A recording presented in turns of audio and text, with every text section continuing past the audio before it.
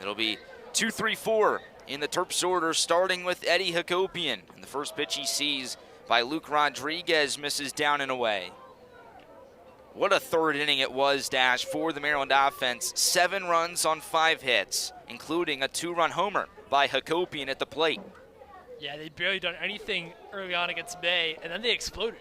And we saw all 3 of those home runs where there was not the ball getting snuck out there and carrying. All 3 of them were really good contact.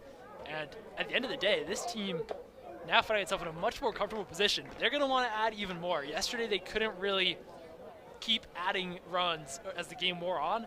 Today, they're going to want to not let up at all. Dash alluding to that 5-0 lead Maryland had as Hakopian is robbed of a hit. The throw across the diamond is scooped out by LaVue. Are you kidding me?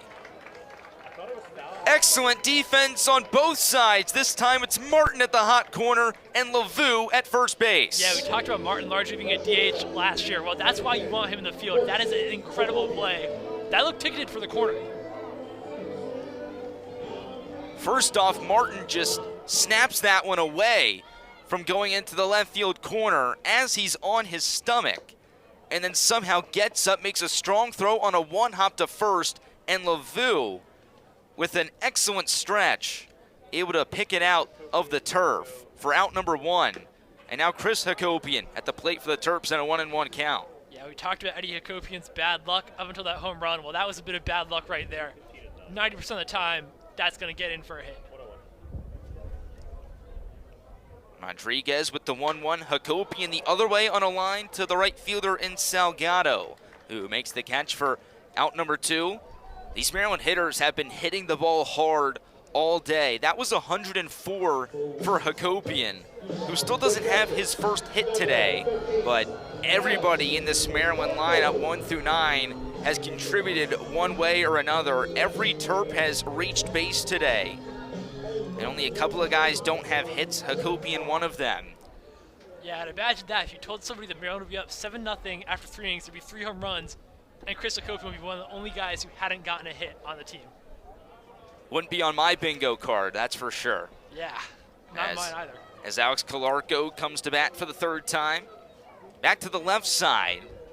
1-0, skips in front of his front foot. Calarco hit from the right side his last time up and sent a line drive over the left center field fence.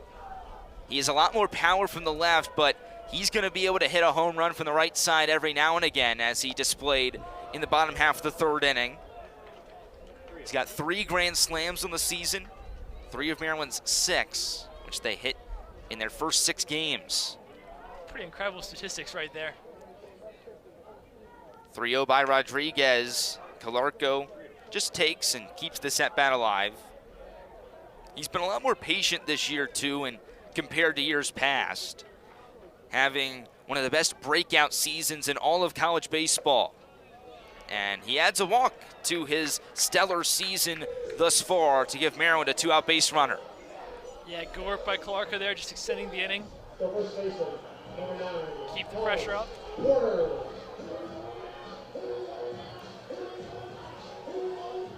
And another player that destroyed a baseball in the 3rd inning comes to bat here for Maryland in Hollis Porter.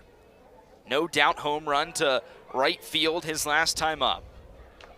For Porter, it was home run number 5 on the season. Homer number 5 at the Division I level, coming over from Pearl River Community College last year. 0-1 fastball. Did he do it again? Off the top of the wall. Porter will round first. He's headed for 2nd, and Calarco will stop at 3rd. Man, Porter just missed his 2nd home run of the day. He made good contact on that. He's having a good day, and that sounded loud coming off his bat. He's been good in the field, good at the plate, and Maryland's rolling again. 112 off the bat for Hollis Porter. That ball, according to TrackMan, went 352 feet. But it hits off the very top of the wall and straightaway right for Maryland. But it does keep the inning alive for Jacob Orr with 2 runners in scoring position.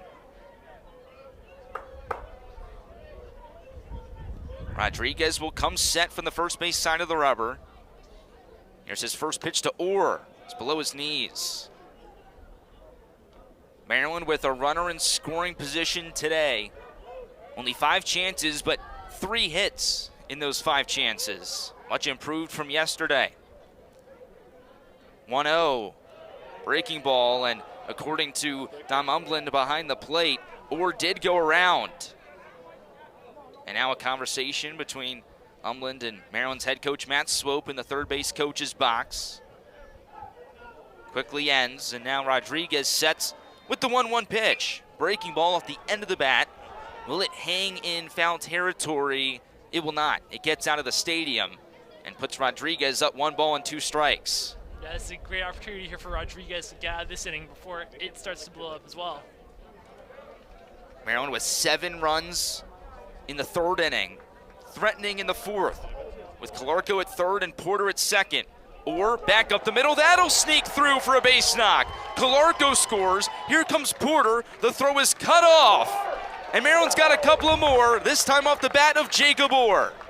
And that's going to send us into an in-the-field edition of Numbers with Nathan. That's right, we take this segment everywhere we go. So I'll start with Ovechkin. He has now become the 3rd player in NHL history that's aged 39 or older to record goals in 5 straight games. It's simply unbelievable what Ovi is doing in his age 39 season. Iowa's rushing attack was simply too much for the Terps, as the Hawkeyes held the ball for nearly 38 minutes, which set up the dagger that ultimately ended Maryland's season.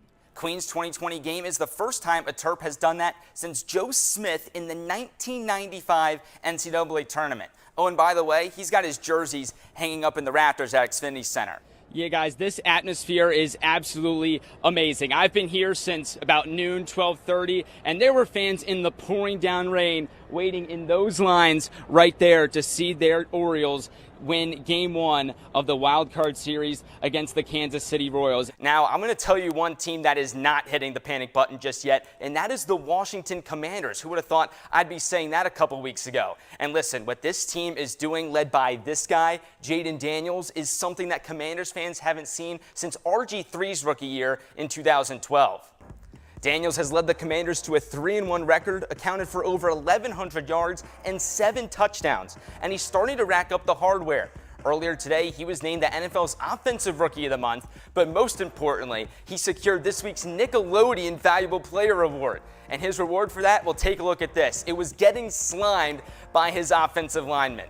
Daniels and the Commanders are playing some of the best football in the entire league right now and look to keep it going this Sunday at home against Cleveland. The energy was palpable in Xfinity Center Friday night as Maryland men's basketball faced its first true test of the season, number 15 Marquette. Senior guard Cam Jones and a 48-point second half silenced the Terps crowd as the Golden Eagles win an instant classic 78-74. It's safe to say the Commanders made the splash of the day, acquiring 4-time Pro Bowler Marshawn Lattimore from the Saints. And listen, Washington was in desperate need of cornerback help, and now they get it as they try to keep building on that 7-2 start. But the Ravens are adding a little bit more pizzazz to their uniforms this time around. It's the Purple Rising debut for Baltimore. They're going with the chrome purple helmets with an alternate Ravens logo, and I got the chance to catch up with some fans ahead of today's game to get their thoughts on that new helmet. The Terps started their West Coast trip with a stomping of Oregon, which was Brenda Frese's 600th win as Maryland's head coach. That's quite the accomplishment, but the road trip wasn't done yet, as Maryland took a quick flight up to Seattle to take on Washington. UMES playing with poise today here in College Park. We're back from the flag drop and the media timeout. Exactly 16 minutes to go in the second half. Derek Queen at the line for 2. The first one off the front of the rim, off the glass, then the back iron, and then down for the first free throw for Derek Queen. 46-37 the score. Terps in front of the visiting Hawks, who are also playing in their final non-conference game of the season. Second one, nothing but net for Queen. Terps back up to a 10-point lead as Hassan Perkins will bring it back up for the Hawks. Gillespie played that full court press a little bit there, now backs off. Perkins guarded by Rice on the other side. UMES working left to right. Nearly stripped away by Rice was Perkins. Now 10 to shoot, 15-40 in the half. Shaw driving way past Gillespie He's got it off the glass and in for another bucket. Casey Shaw up to 15 points. The Hawks have made their last 7 field goals. It's 47-39. As Deshaun Harris-Smith corrals it on the left wing, passes top of the key for Rice, spinning, finding Queen right wing, driving on Flippin, looking for Reese. Spin, the shot, no good. Reese with the offensive rebound. Spins towards the baseline, goes up and down for the bucket and one.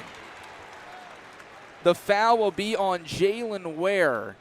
Juju Reese having one of his best games so far this season. And right there, Nate, Reese has really found a way to get around the long arms of Jalen Ware. I mean, you see just in the air, moving the ball away, forcing that attempted block to come at the wrist of Reese, forcing that foul call. He has really done a good job of finding ways to get around Ware's size and length. Here's the free throw. It's no good for Reese, who's now 4 of 8 from the charity stripe today. 49-39 the score, 15:05 to go in the second half between Maryland and Maryland Eastern Shore. Casey Shaw at the top of the key. He's been the superstar for UMES with 15. Guarded by Rice. Bounce pass right wing for Perkins. Driving, passes out, right wing for Martino, who checks in. That's going to be a travel on Ralph Martino Jr., the freshman, who just came in for Jalen Ware, who now has 4 personal fouls. The foul trouble continues. Vassell with 3. Flippin has a couple. Now with Ware at 4, Martino will see the court a lot more in the second half. Terps now after the turnover by UMES. Queen, 20 to shoot, top of the key. Loft pass, left wing for Gillespie. Guarded by Perkins. Screen set by Queen. Crossover by Gillespie. Charging through traffic, floats it up, no good. Gapari tries to put it in. He cannot, and UMES will take over possession as the ball goes out of bounds on Maryland. Great defense once again by the Hawks as Perkins playing that point guard role brings it past midcourt. 20 to shoot for UMES, down by 10 in the second half. Looking for their first road win in the last 2 seasons. No look pass inside off the glass, no good for Flippin. That would have been some pizzazz for the Hawks. Queen up court, Gapari able to get the easy bucket under the rim. Queen wanted the alley-oop. That connection between Queen and Gapari has been good for some highlight reel dunks this year. Right there, they settle for the layup. 51-39 Terps with 13:50 to go. Here's Evan Johnson, left wing, guarded by Gillespie in the neon shoes. Johnson kicks it out wide open is Martino from the left wing. No good, Queen rebound. That's his 5th rebound. Now tries to go with the full court pass. That's not even close to Gapari. Now Perkins to Shaw for 2. Off the back iron, offensive rebound Flippin. Pass inside at the elbow for Shaw. Now he settles it down with 13 on the shot clock. Juju, thanks so much for joining us. Congrats on the win. But I want to talk about that first half for you guys. You go start off with that 15-0 run, go a little bit quiet. What was the difference to get back on track? You know, just locking back in, not getting settled, not staying complacent, just locking in and finishing our opponent. I feel like we did that well in the second half, and I think we finished them off well in the second half. We prepared for Friday. And let's talk a little bit about that game since you bring it up.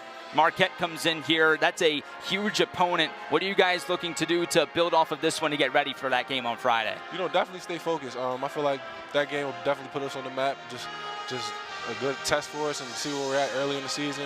I feel like it's good for us overall, win or lose. Ton of new teammates for you this year. Of course, everybody's been talking about your relationship with Derek, but how has it been now getting 3 games under your belt with this squad here in 2024? You know, I feel like everybody's learning the strengths and weaknesses of each other, learning characteristics of each other. We're fitting well, and I feel like we're ready for Friday. 21 points, 9 rebounds for you. How have you assessed your start to this season? You know, I feel like every night is going to be somebody else's night. You know, Derek Queen had a crazy first night for him. Second game, Rodney off the bench, and tonight is my night. Marquette's probably going to be somebody else's night.